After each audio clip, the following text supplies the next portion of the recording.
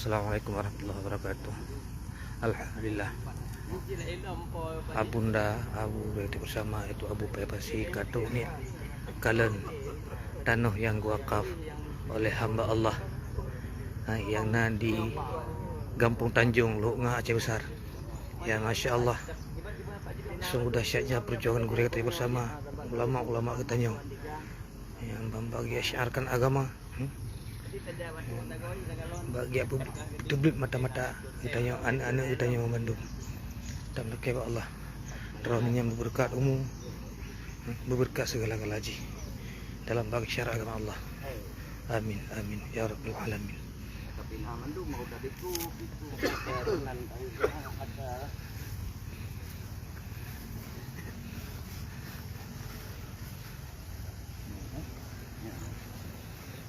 Ya dari ini pergi panggil botol gede ya.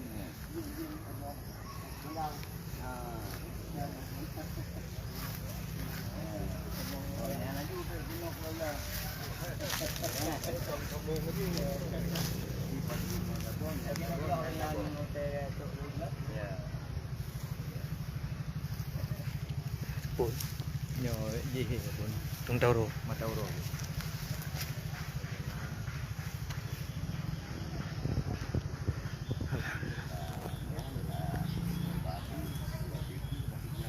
ya Allah, mudahkan segala urusan bagi kami ya Allah.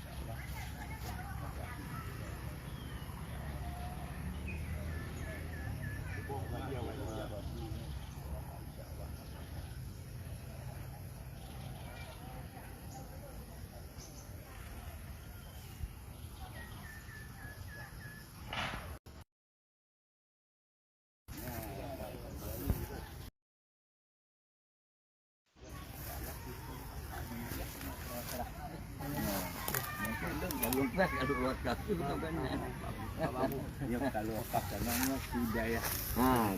Dia kalau wakaf tanahnya sudah ya. Alhamdulillah hajarakallah. Get. KTP ya bu kena. Nah. Ya Masya Allah. Berkah banyak. Matuk utan biku utan don Get insyaallah get gua haji. Ana ilmu mak apa yang mioha. Abi doa abu-abu. Kata-kata masyaallah gua haji no. Nyolam dia gini maju. Yuk baga.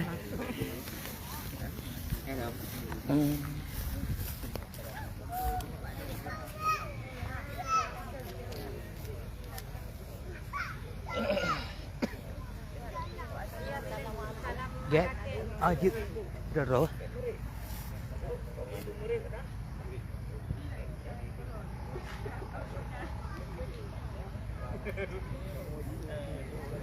Ini masyarakat Gampung Tanjung.